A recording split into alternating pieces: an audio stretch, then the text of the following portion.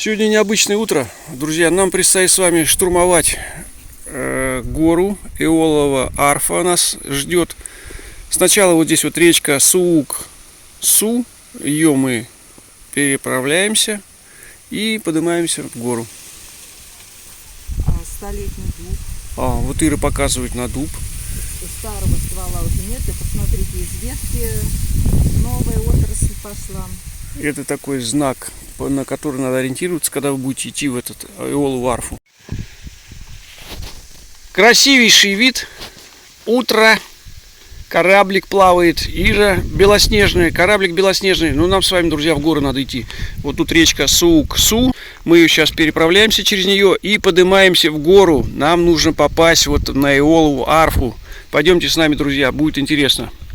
Здесь вот такой вот пляж. Это даже не пляж, а люди здесь просто отдыхают, релаксируют. Вот такую зону им сделали отдыхающим. Нам надо наверх вот в эту вот Эолову Арфу, друзья. Многое нового вам расскажем. Об этом нигде не пишут. Но мы покопались и нашли для вас случайно. Там нам предстоит преодолеть речку. Ой. Ай, ой. Все, я перешла. Вот посмотреть вот поближе вот эти беседки, лежаки. Год-два назад не было такого. Заповедное урочище, мыс Алчак. Вот мы сейчас туда и пойдем. Сейчас облагородили, поставили указатели. Грот Эолова Арфа. Куда идти, вправо, влево. Сам грот вот он наверху. Очень хорошее место. Что мы знаем? Местные жители обычно ранней весной в соседних домах чувствуют какой-то свист. Такое гудение. И осенью тоже.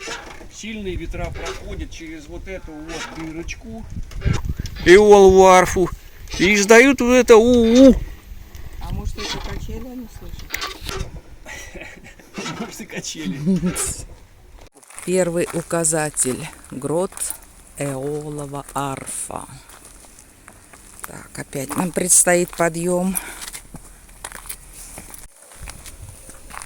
Правильно мы идем? Правильно идем мы. Сюда.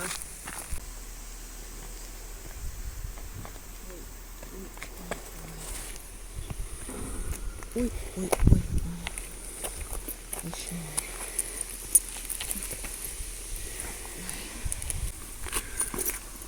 Осторожно, клещи. Осматривайте себя после таких прогулок. Ну, вообще всякой живности поаккуратнее. Да, и змеи могут быть. Такие вот глыбы падали после землетрясения 27-го года. Так, представляете, вот как мы ходим? Достопримечательности вам показывать. Висит какой-то камушек. Так, и мы идем налево. Да. Вот тропинка гладенькая.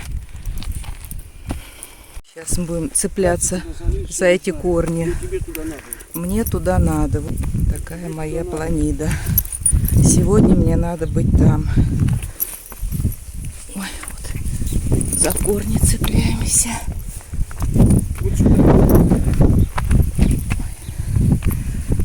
Вот первая смотровая площадка.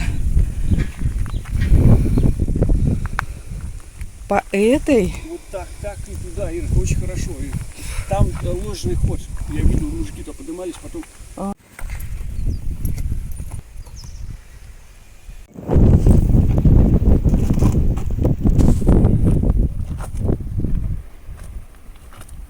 Судак еще спит. Пляж пустой, друзья, смотрите, никого нет. 3 человека буквально на пляже, а мы с вами поднимаемся в гору.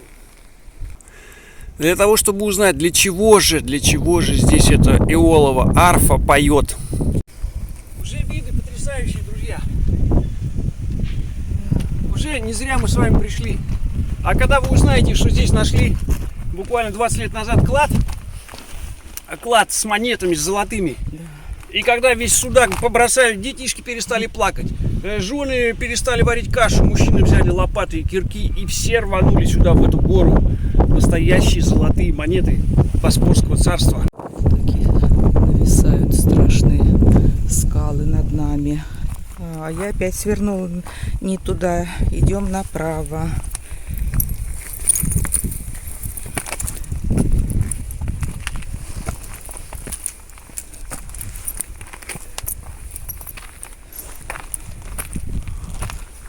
Так, куда-то мы пришли. Там люди внизу. А, наверх вот сюда, да? Сюда еще надо идти. Я уже рассказал, что 25 лет назад, когда нашли здесь золотой клад, половина города бросилась, побросала свои дела и пошла с кирками и лопатами копать эти горы. Вот сейчас мы следуем маршрутом золотоискателей и покажем примерно, где найден был этот клад. Голые скалы. Вот мы у цели. Ой, вот это арфа.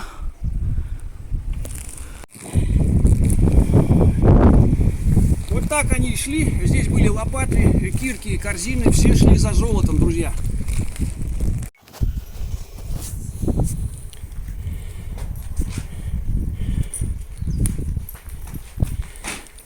Ура! Арфа, мы здесь.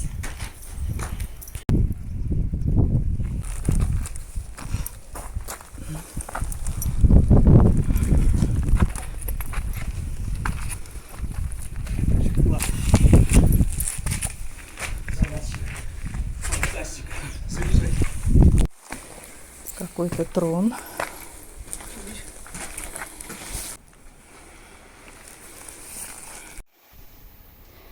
Получаем энергию солнца, земли. Трон эоловой арфы.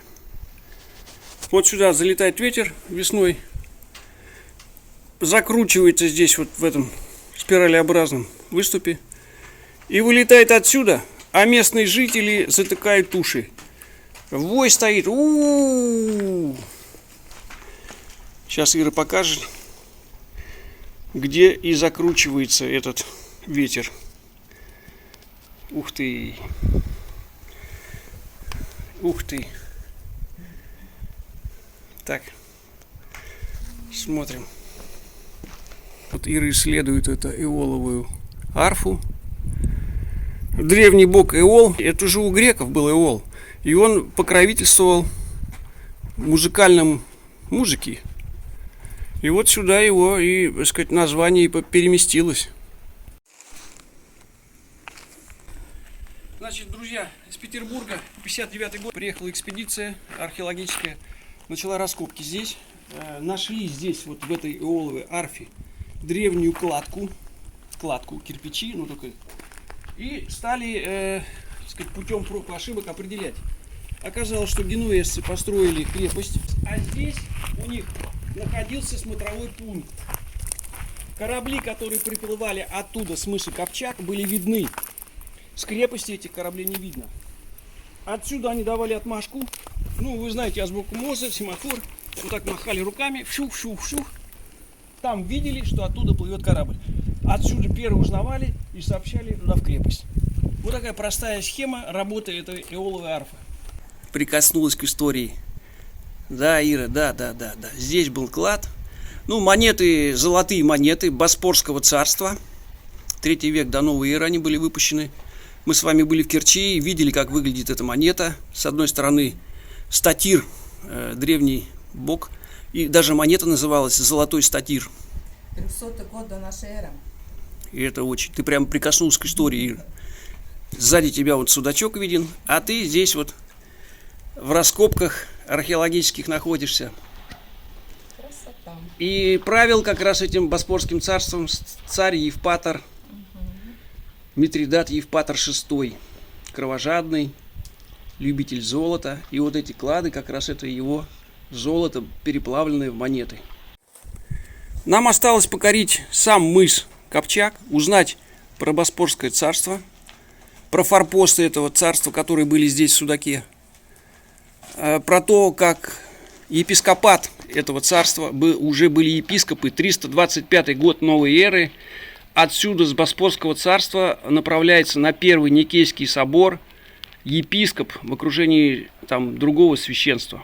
То есть тут была даже православная епархия, друзья. Сейчас здесь заповедник, копать запрещено, искать клады запрещено. В ближайшее время будет организована археологическая экспедиция. Будут разрывать, искать клады царя Митридата. Ну а мы с вами спускаемся и отправляемся в Судак. Надо сказать, что генуэзцы здесь недолго правили Бал. Крепость они построили, но как бы в аренду они взяли это место у крымских татар. Даже не у крымских, это 1333 год. Золотая Орда сюда пришла. И даже после Куликовской битвы, 1380 год, в Ялте Мамай доживал свой век. Его сняли после поражения на Куликовской битве. И вот это все побережье татары сдавали в аренду генуэзцам. Ну а потом пришли турки, вы знаете, что крепость пала. Они буквально там 100-150 лет генуэзцы здесь побывали. А дорога обратно намного труднее, чем в гору. Только сейчас мы это узнали. С таким трудом мы спускаемся. Но оно того стоило, посещение Иоловой арфы. Ну а когда вот эти 100-150 лет были генуэзцы, конечно, здесь православие сменил католицизм. Были священники католические, мессы свои справляли. Ну а потом, когда пришли турки, уже стали править Бал. Другая религия стала, мусульмане здесь править. В общем, тут много чего произошло в те века. Ну и напоследок 3 этнические группы. Здесь вот судакские татары крымские живут, проживают. Они как бы прибрежные. Помешались, они много было смешений, кровосмешений, я имею в виду, с венецианцами, с итальянцами. Поэтому они даже немножко имеют такой итальянский профиль. Ялыбой это в Ялте, нагайцы это туда ближе к Керчи. Но вот здесь судакские татары, они отличаются от всех. Интересный у них облик, красивый. Ну и бахчисарайские главные крымские татары, таты их зовут, они с удовольствием брали в жены вот таких вот, ну не таких, да, судакских татарочек. Они были работящие, они до сих пор работящие, и до сих пор судакские невесты лучшие невесты для крымских татар. Только что мы спустились с вами, вот Ира показывает, с этого мыса Алчак, вот оттуда с горы. Кораблик еще стоит на месте, а мы уже купаемся, друзья. Народу не очень много. Мне кажется, отдыхающие разъезжаются по домам.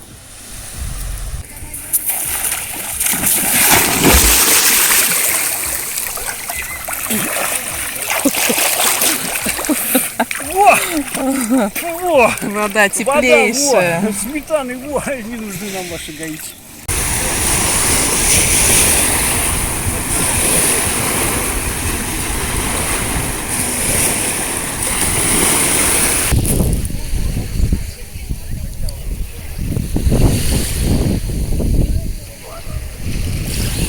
Человек испугался, дельфин очень рядом. Вот она рукой машет. Испугалась. Да, они очень близко подплывают к людям. Вот она прям с такой скоростью.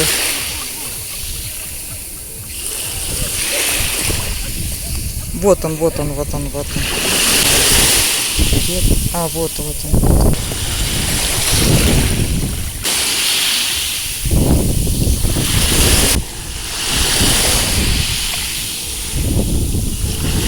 Скажите, дельфин рядом с вами был? А? Дельфин рядом с вами был? Вы не испугались? Я? Да. А у нас касатки, не больше. Это маленькие.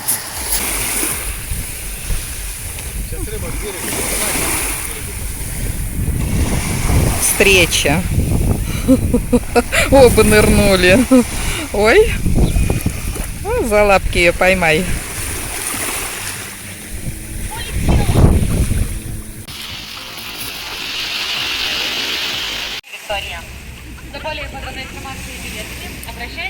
Вот сколько народу сегодня. В 2 раза уменьшилось, это точно. А погода все такая же хорошая.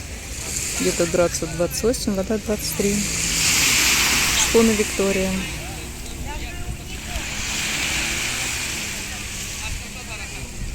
друзья, путешествуйте и будьте счастливы. Праздник, ребята. Давайте.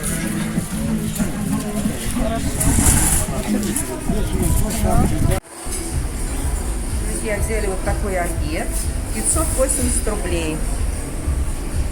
4 говяжьих котлетки. Котлеты, рыбка. И вид на набережные, или как прогулочные Аквапарк. улицы. Да. Лепешечки. Стадион. И Адмиральская улица с фиолетовыми крышами. Приятного аппетита, друзья. Присоединяйтесь. Столовая двухуровневая, второй этаж. Посмотрите, какой интерьер. Со второго этажа нашей столовой понаблюдаем, как делают эти лепешки. Вот тандыр.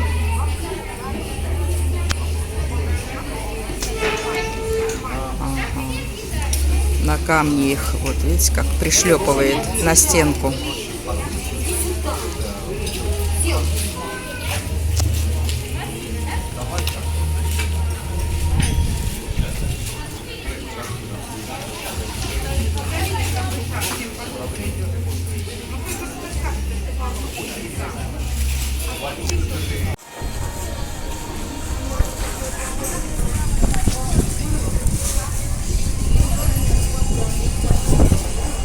Ира говорит, подойди, посмотри, как делаются лепешки.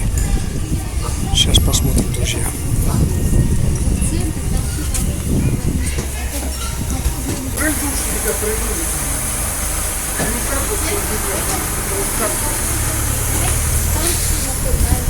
И получается вот такая красота. И мне больше всего вот необычно это набережная Судака. 16 сентября людей, посмотри, 3 человека, это за километр мы видим.